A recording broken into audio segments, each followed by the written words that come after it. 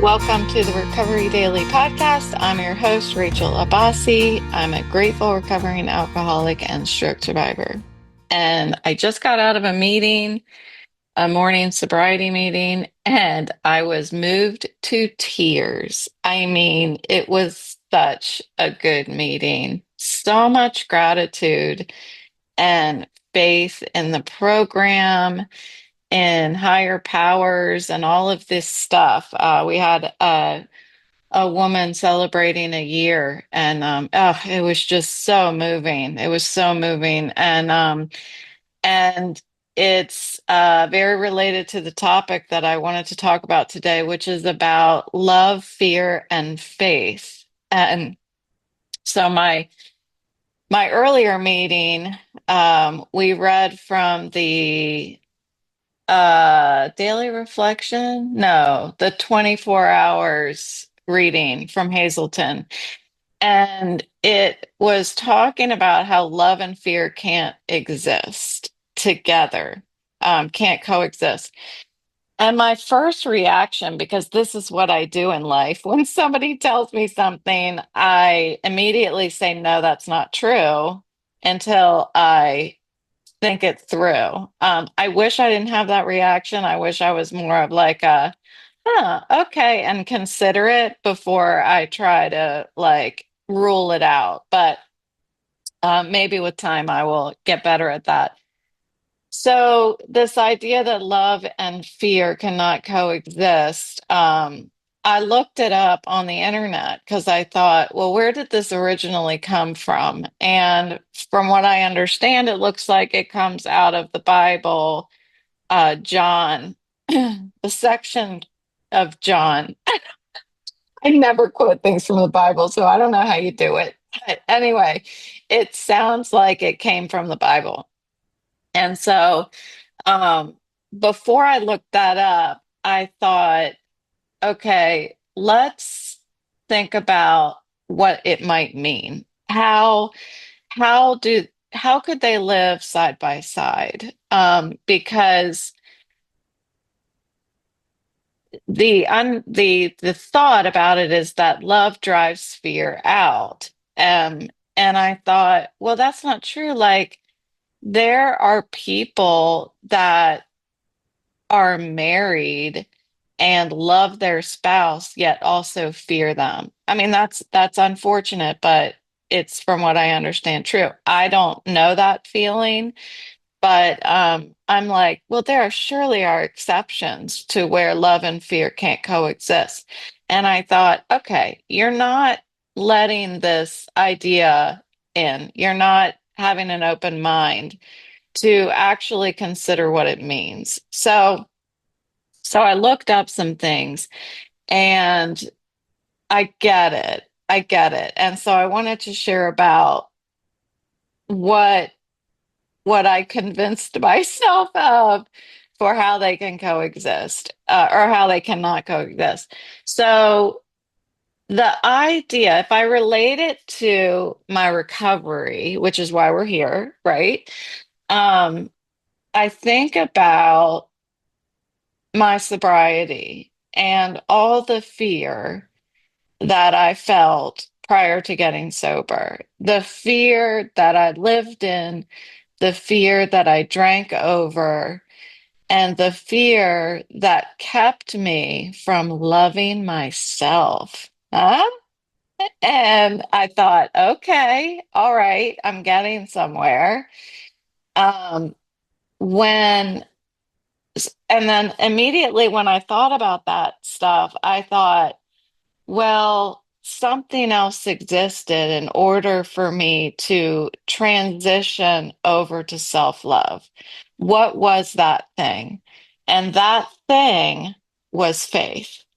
The thing was faith in something greater than myself. Whether that be faith in my program, my sobriety program, faith in the fellowship of my sobriety program, or faith in a higher power, including or not including, depending on what your faith is, in God. And I thought, I did not, self love did not come first.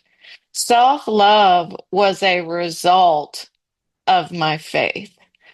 And the only way I was able to build that faith was from being willing.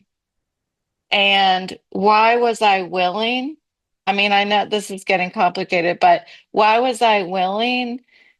Because I got to the last point, which is my low, where I could either try sobriety, try giving up a drink, or die. You know, I felt like I kept trying all these different things to get to a place of self-love, to a place where my life was manageable. And nothing worked. You know, it didn't control drinking didn't work. Um, Leaving my husband didn't work. Buying things from Walmart didn't work. Switching from wine to beer didn't work. All of these things, like a new job didn't work. And I found that the all I had left, the only choice I could make at that point was to either stop drinking or die, because that's where I was headed. My body was completely rejecting alcohol at this point, yet being completely dependent on it as well. So when I was pushed up against that last choice, then I willingness was born from that. Because I felt like I had no other option because I didn't want to die. Um, there was a time during that period that, and I've talked about it before, where I looked in the mirror in the middle of the night and I saw my lifeless eyes. You know, I saw my skin had no color. It was almost beginning to be just sunken in, you know, because I was so dehydrated. And I looked in the mirror and I whispered to myself, "You're already dead." And it was like I didn't even care, which is weird. But that was a result of the alcohol. And when I talk about that out loud, it makes me just sick to my stomach to think that my children were sleeping in the other room while I was looking in the mirror, acknowledging that I had no life left in me and I didn't care. I mean, that is frightening. It's frightening. Um, and I thank God that I'm still here, that I saw that my low was there and that I had a decision that I had to make. If I wanted to live, I had to stop drinking. And so I called the detox center and reserved a bed for myself. And and then the story just unfolded for me. It took me two times doing that though. It took me two times going there and getting a bed. And the first time, I don't know, you know, I was pushed up against that decision, stop drinking or die. And then when I stopped drinking and I was in detox for a couple of days, it was like that was not the last straw. It was like, okay, maybe I'm not gonna actually die. And I couldn't imagine not drinking for the rest of my life, so I drank again. And I got pushed up against that choice again 8 months later. And thank God, you know. Um But it was the willingness to start showing up for myself, even though I didn't want to do it. And when I started hearing people tell my story, um, I began to love myself. I began to feel compassion for myself. That's what it is. And I began to have faith that if these people can have stories just like mine, and they had feelings while they were drinking that were just like mine, and now they're not drinking, then maybe that can happen for me too. And I felt compassion for them. And since I was one of them, I felt compassion for me. So it's like that was blind faith. And with blind faith became that decision of letting go of my fear. And it's scary to let go of fear when it is where you were sitting comfortably for so long. But when I was able to let go of the fear and kind of blindly fall back into the hands of my fellowship, I was letting myself freely receive love. So the only way I was able to let go is through faith. And I started acting out of love for myself rather than self-centered fear. Um,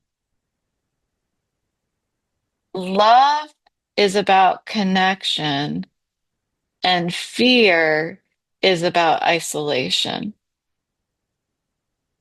And once I was able to stop being so fearful and start feeling that compassion for us, it wasn't just me, it was a compassion for us as a fellowship, as a unit, as a group of drunks. I had compassion for us, and that's where connection was born. And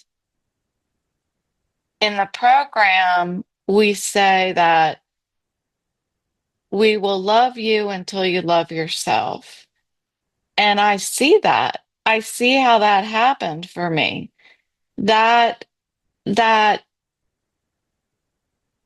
ability for people in my fellowship to show up and let me rely on their love for themselves, their compassion for us, that helped me build faith. And I'm telling you, piece by piece, deconstruct my fears. Um, I started going to an addiction therapist, and that addiction therapist started asking me, "What are you afraid of?" And when I started to say out loud what it was I was afraid of, it was deconstructing the fear. So when I talked about my son going off to college, and I was just torn apart by this, that my son had gone off to college. And I said, people go away and they never come back. And she said, what are you afraid of? And I said, that he's never going to come back. And by saying that out loud, I could hear the unrealistic nature of that comment. And her and I talked about it's not up to him to come back. It's up to both of you to nurture the relationship. I felt like for so long in my life that my relationships were dependent upon the other person. And if they love me, they will fill in the blank. And that is why I believe I was so lacking in faith in my relationships, lacking in the ability to love myself because I didn't even know how to show up for my relationships, much less show up for myself. I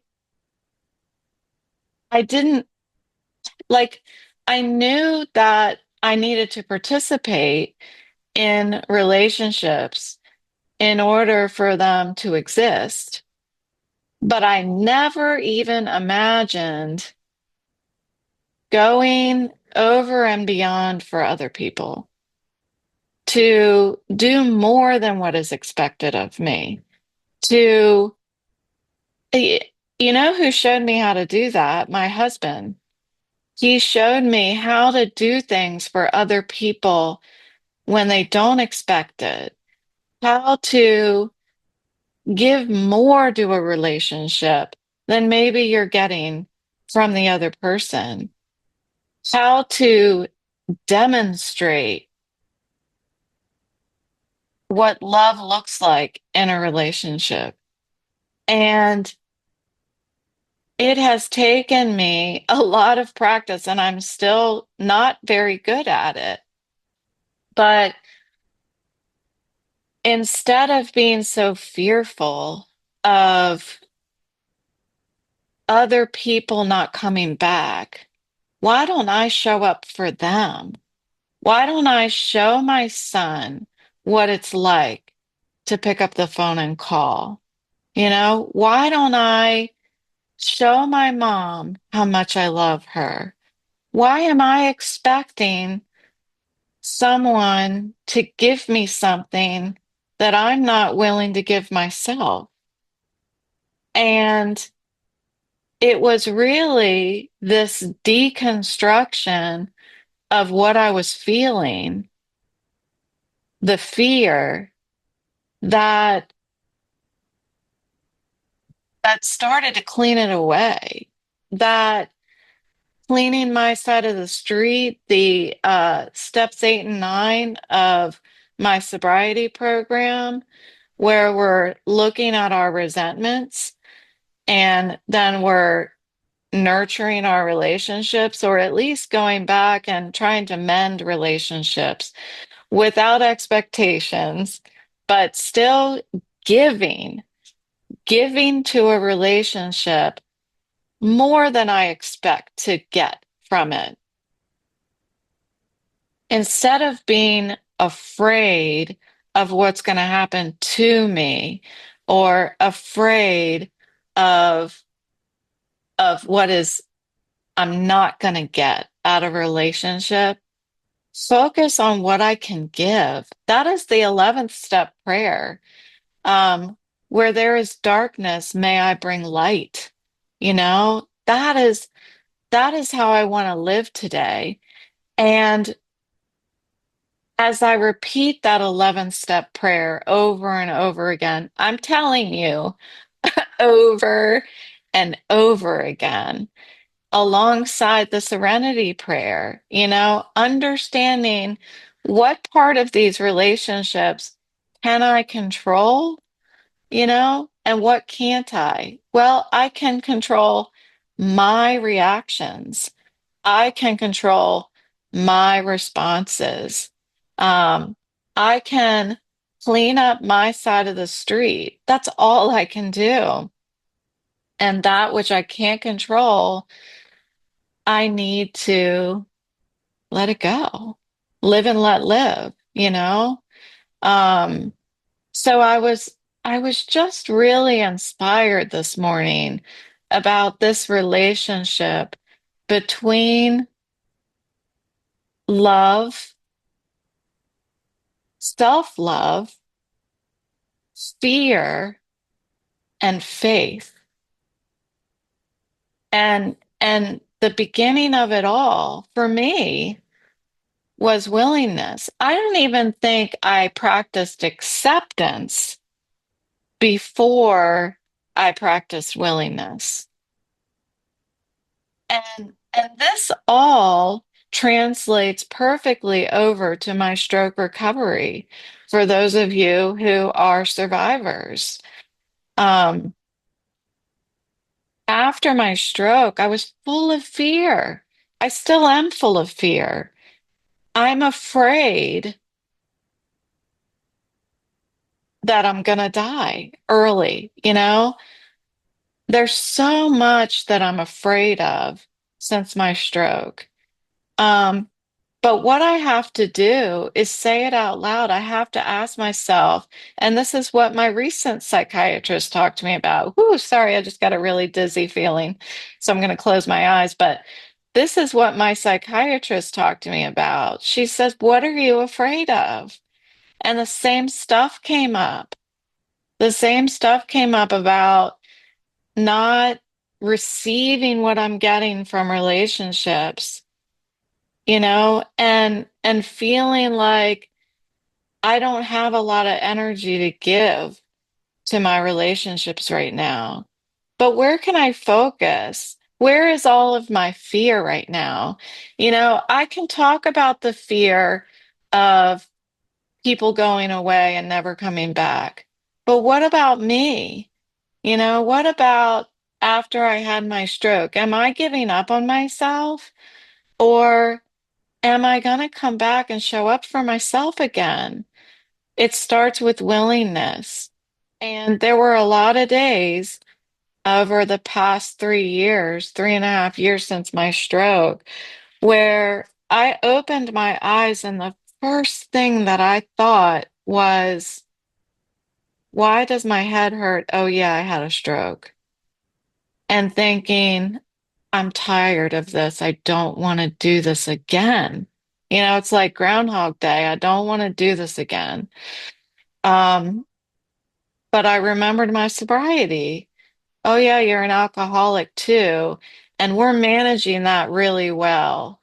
You're showing up for yourself, and life has become manageable despite of being an alcoholic. How did you get there? Oh, yeah, I put one foot on the ground.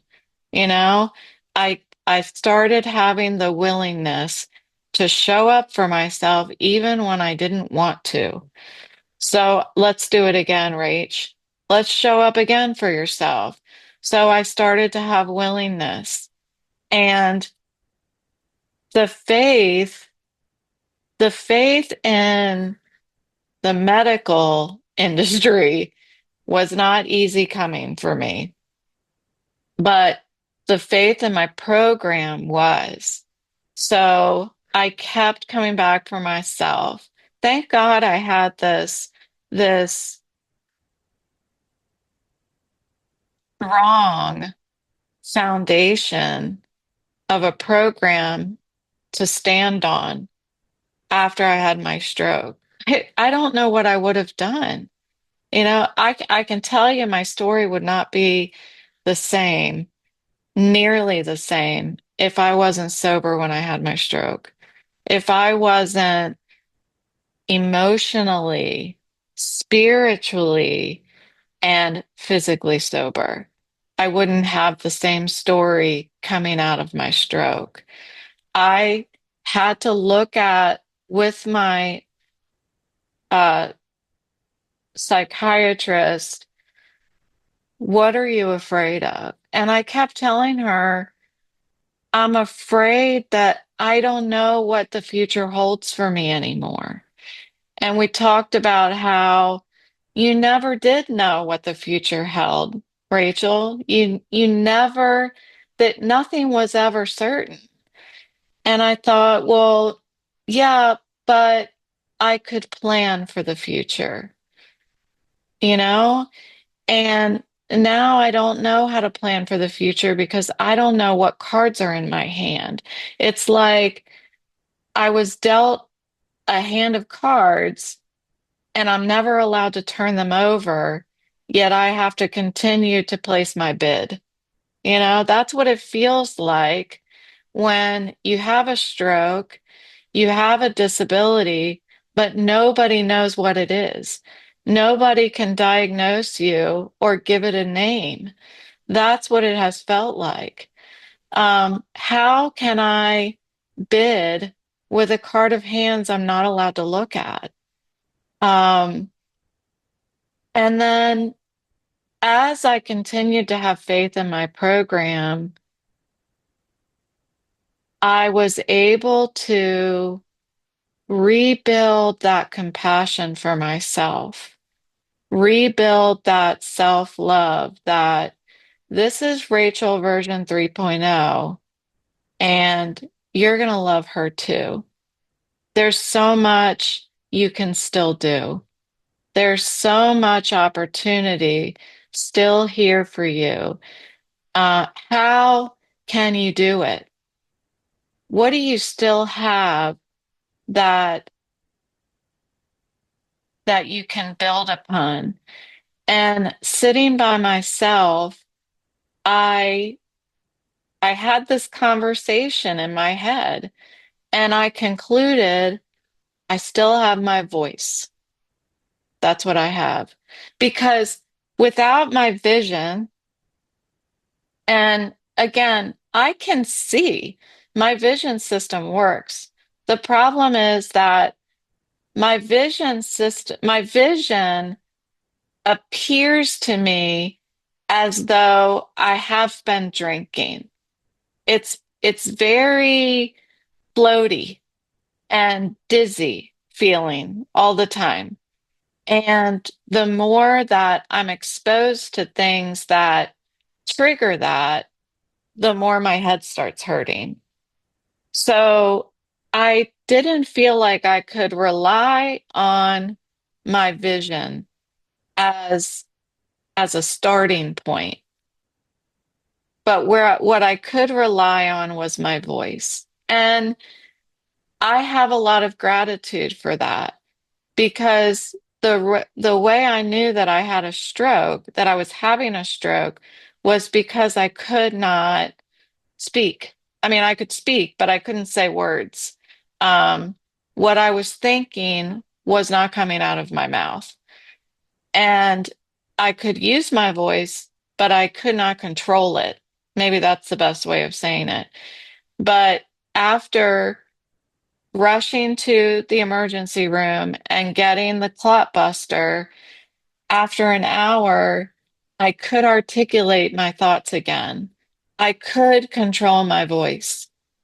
And so that was the inspiration behind this podcast.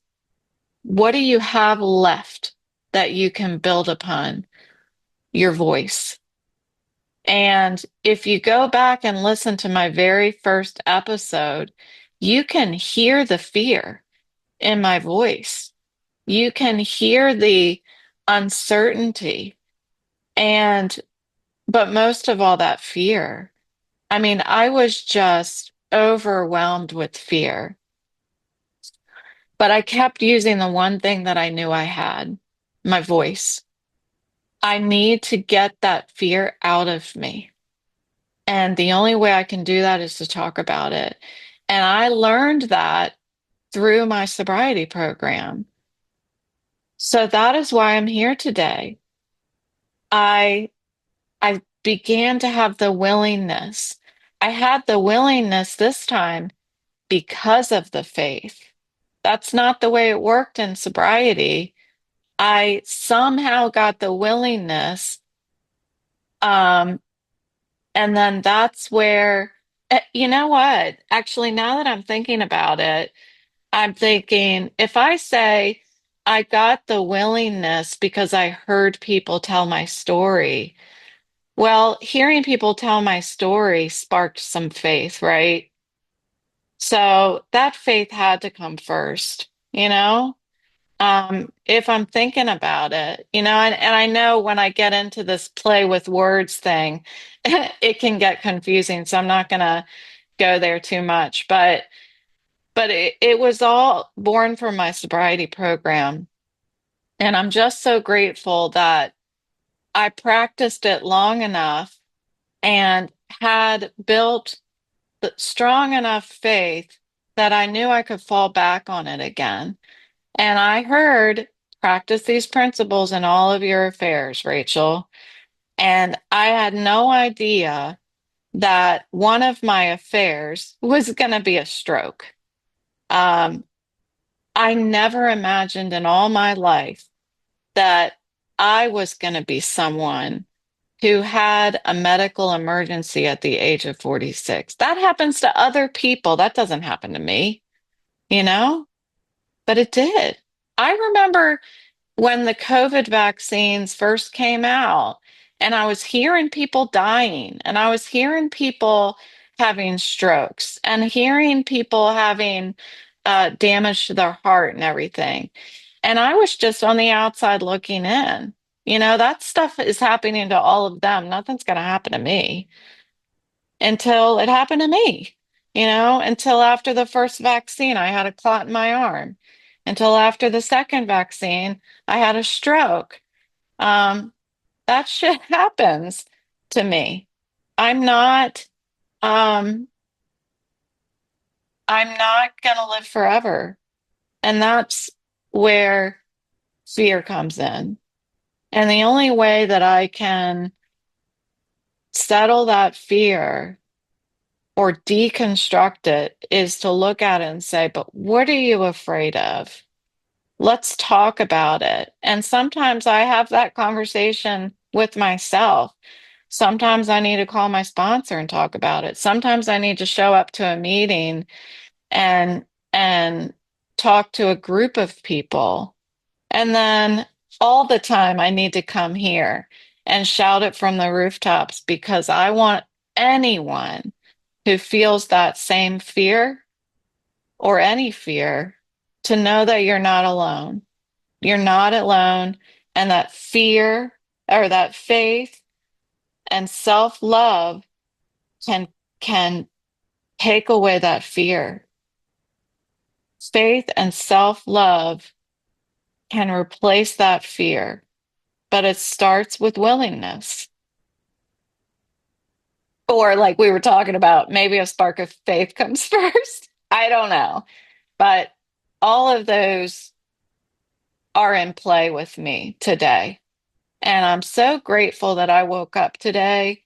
I'm so grateful that I put 2 feet on the floor today because if I didn't, I would not have been able to get this huge dose of strength that I got today from showing up to both of my meetings this morning and for coming here, hitting record and talking through it, you know, talking about it out loud.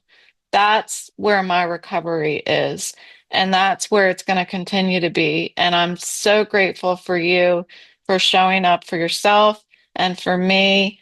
Have a great day or a great evening, depending on when you're listening to this. And I'll talk to you tomorrow.